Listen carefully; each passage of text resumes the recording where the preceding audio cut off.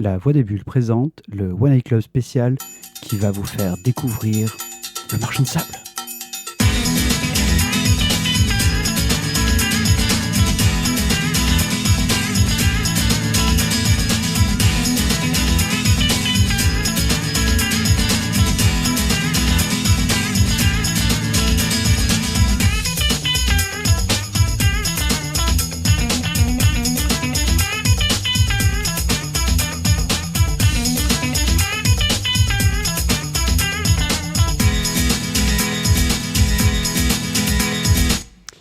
Bonjour les amis, bonjour, non c'était quoi déjà la phrase? C'est coucou les gens, monsieur. Ah coucou les gens, excusez-moi, voilà je vais me faire raccord avec le dictateur.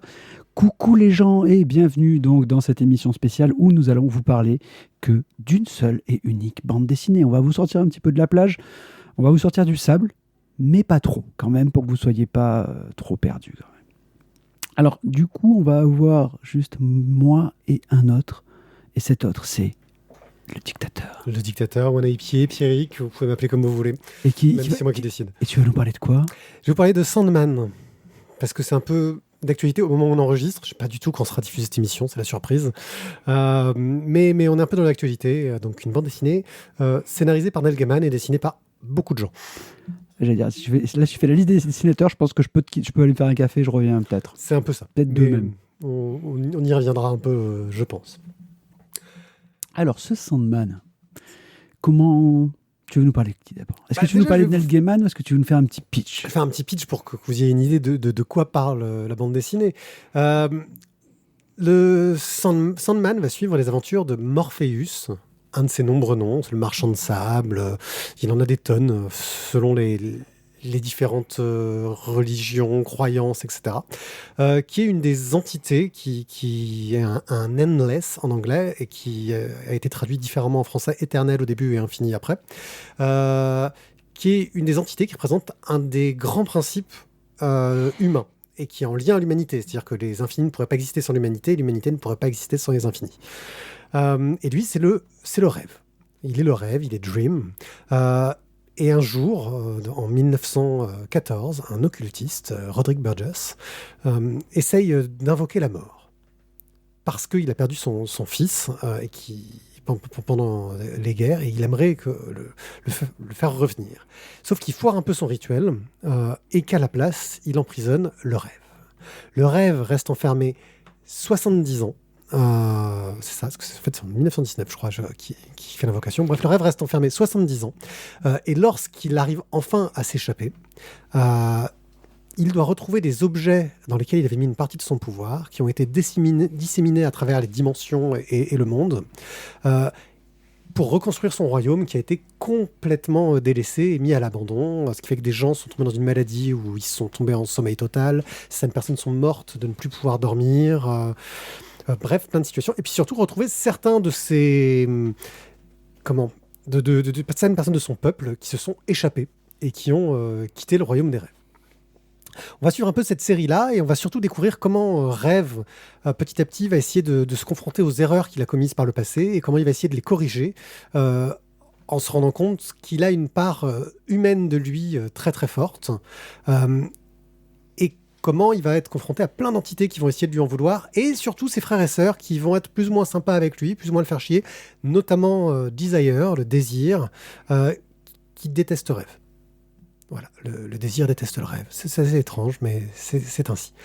Bref, c'est une sorte de grande saga épique qui est sortie en 75 fascicules aux États-Unis, puis qui a été regroupée en 10 albums derrière, et enfin dans une dernière collection, qui est une grosse collection absolue, en 7 volumes.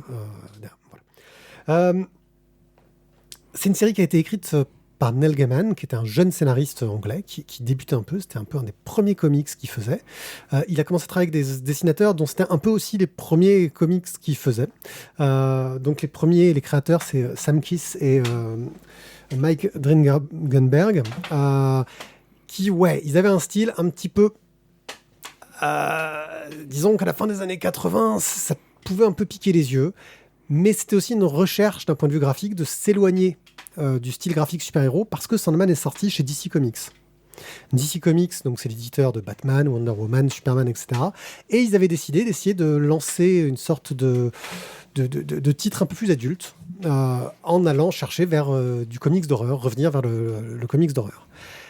De ça est née une collection. Sandman au début faisait pas partie de cette collection parce que la collection n'existait pas, qui est Vertigo et qui a été un peu un des temples de la bande dessinée d'auteurs dans les années 90, dont des tonnes de séries grandioses sont sorties. Je pense à Fables, il y a Red Bullet, The Unwritten, Red Bullet, je crois, ouais, que c'est ça aussi. Oui, là j'ai plein de trucs avec écrit Vertigo.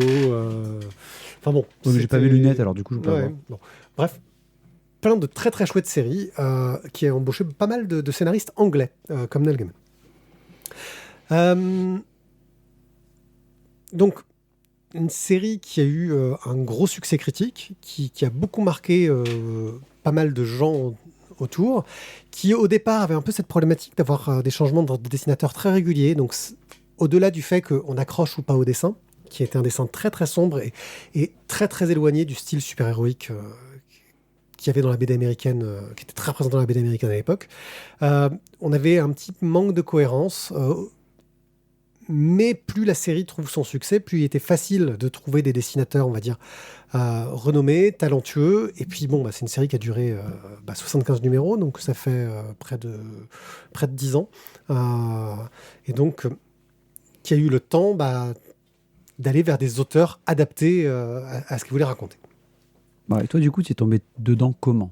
Qu'est-ce qui t'y a amené, en fait ? Alors moi, c'était un pote qui, un jour, est parti... je vivais en Corse, et j'ai un pote qui allait faire un tour à Paris, et il est passé dans une librairie qui s'appelait Arkham Comics, une librairie mythique de l'époque, rue Soufflot, voilà, en allant vers le Panthéon.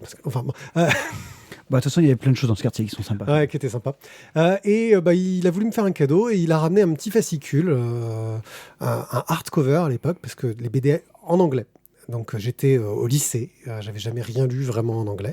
Et je me retrouve avec cette première BD qu'on me refile en anglais, qui pour le coup était plutôt jolie, plutôt bien foutue, et qui était un recueil de 4 histoires courtes, qui s'appelle Dream Country. Et c'était que des histoires sur le thème des rêves, avec une histoire sur une sorte de super-vilaine qui pouvait changer d'apparence vis-à-vis des éléments et qui était confrontée à des problèmes autour de ses rêves. Une histoire de chat qui devait apprendre à rêver autrement pour redevenir les maîtres du monde. Une histoire de Shakespeare qui doit chercher l'inspiration parce que c'est le rêve qui lui donne l'inspiration. Et j'avais été complètement captivé par ce bouquin, même si je pense que je suis passé à côté d'un nombre de subtilités énormes, parce que l'histoire la plus mythique du tome est en anglais victorien. Et autant vous dire qu'au lycée, moi, l'anglais victorien, je manquais un peu de maîtrise. Ouais, même aujourd'hui, anglais... C'est déjà un peu dur, anglais victorien, je pense même pas du tout pour moi. Voilà. Et j'avais adoré. Ce qui fait que quand je suis ensuite venu m'installer du côté d'Aix-en-Provence, j'ai découvert une petite librairie qui s'appelait La Bulle Noire 2. Et là, je suis tombé sur une libraire qui était aussi fan de Sandman et qui m'a dit on peut te choper, il y a les recueils, machin chose. Et j'ai chopé petit à petit tous les recueils pour avoir la série complète. Donc c'est une série que j'ai d'abord lue en anglais. Je suis passé à côté, je pense, de beaucoup de subtilités. Que j'ai acheté dans quasiment toutes ces versions françaises, sauf les dernières en absolute, parce que l'édition française, ça a été une horreur. C'est passé par 40 000 éditeurs. Ça a commencé chez Reporter, qui faisait un truc super moche au niveau des lettrages. C'était une horreur. C'était pas beau.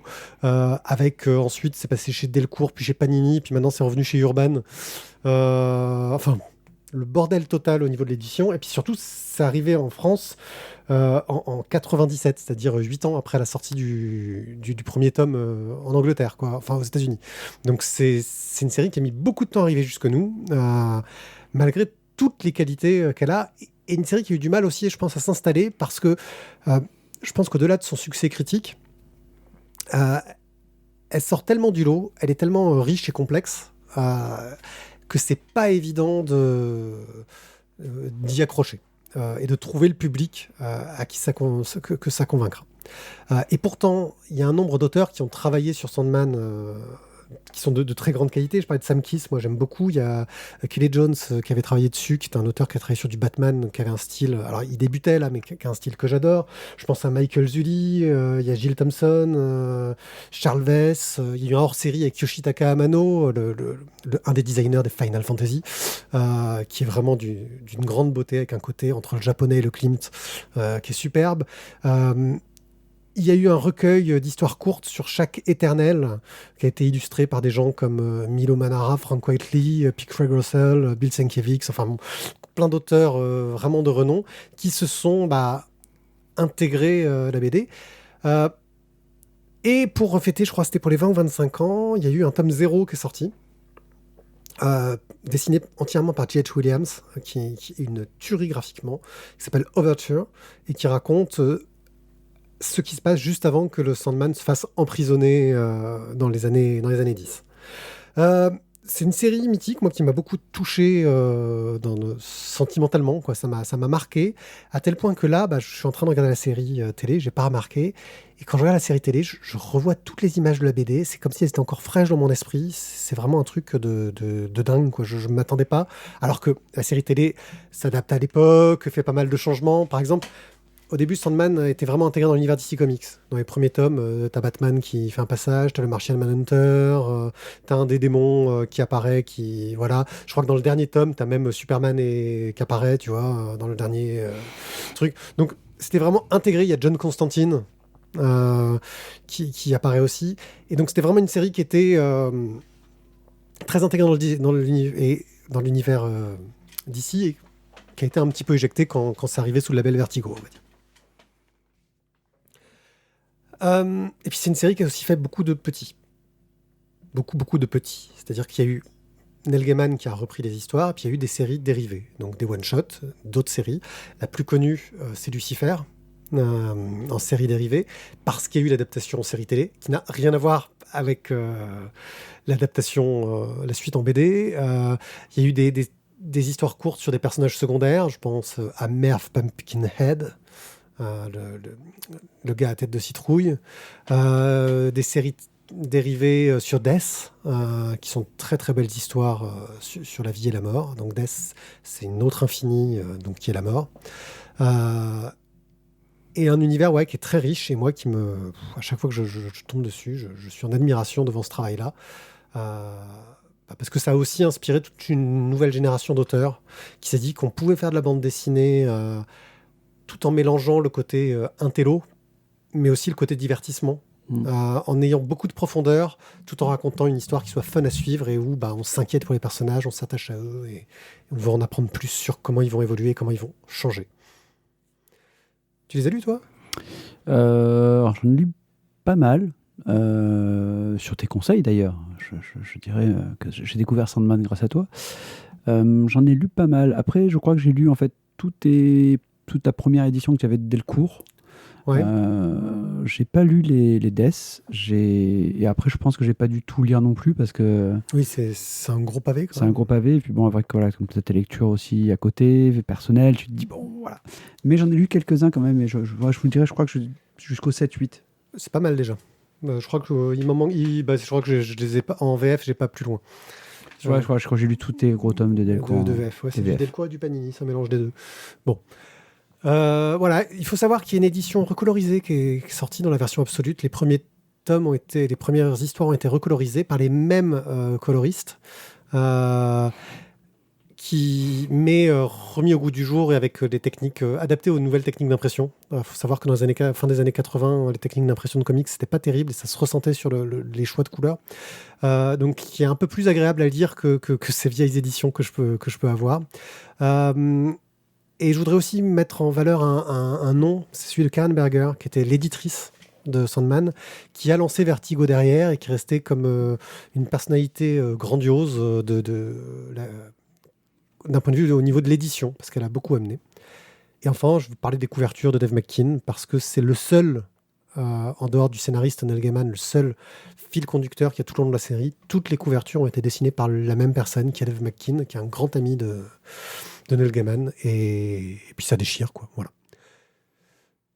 Donc voilà, Sandman, une très très bonne série que vous pouvez retrouver en 7 tomes à l'heure actuelle en gros collector et puis en série télé sur Netflix. Alors finalement, est-ce que tu conseillerais aux gens de faire la découverte exactement comme toi, c'est-à-dire par Dream and Country, je crois. Dream Country est pas mal parce que c'est 4 histoires indépendantes. Mais voilà, est-ce que tu conseillerais de commencer par là ou de commencer à la libération de Morpheus? Je pense que Dream Country peut être un bon départ parce que c'est vraiment 4 histoires qui peuvent se lire indépendamment. Il y a quelques relations avec l'intrigue principale, mais c'est très light. C'est des sortes de respiration dans la BD qui montrent ça et qui, pour le coup, c'est une sorte d'invitation à cet univers-là, avec des dessinateurs différents pour chaque histoire, mais adaptés là autant que possible au ton. Et ça permet de se rendre compte qu'il y a une qualité d'écriture qui permet de passer outre les dessins, je dirais, un petit peu difficiles quand on se plonge dans les premiers. Ah, les premiers, ça pique. C'est... Après, maintenant, s'ils ont été recolorisés, peut-être ça peut piquer un petit peu moins. Ça pique moins. J'ai revu. Mais le dessin, quand même, est... Et voilà, c'est pas... Il y a des trucs très bien, mais il y a des trucs qui sont pas bien. Et pourtant, c'est des putains d'auteurs. Hein. Tu revois des dessins récents de ces mecs-là. Oui, mais tu sais, quand tu débutes, Je suis bien d'accord. Voilà. Sinon, si on aime l'univers de Sandman, les histoires de Death sont plutôt pas mal. Il y a un intégral qui est sorti aussi chez Urban Comics sur que les histoires autour de Death, qui est plutôt qui a un très bel intégral encore et qui vaut le coup. Donc voilà, Sandman. Eh ben écoute, merci beaucoup pour cette présentation, découverte de tes petits plaisirs, de tes petits bonheurs. On va se retrouver encore, je crois, pour d'autres présentations comme ça en édition spéciale. Ouais, des intégrales. Où on parle que d'un seul et unique auteur, série. Ouais, auteur-série. Auteur-série. Ouais, parce qu'on ne pourra pas dire que c'est qu'une série ou que c'est qu'un auteur. Mais bon. Ouais. Ok. Voilà. Et puis, on est sur la lavoidesbulles.fr. Hein, toujours. Toutes les infos, pour nous donner des sous sur Tipeee et la totale. Quoi. Hein, ouais. On passe les détails. C'est ça. On va aussi faire... On va rajouter plein de trucs. On va faire des sous-bocs, on va faire des porte-clés, des magnettes. Non, on n'est pas la Fureur du Capitaine. On va faire des vinyles. Ouais. On va faire des vinyles, nous aussi. Ouais, c'est ça. Mais on n'a pas de chansons. Putain. Vinyle des chansons de Tizak. Ah ouais. A cappella et tout, ça va être super. Au top. Merci à tous. Ciao. À bientôt.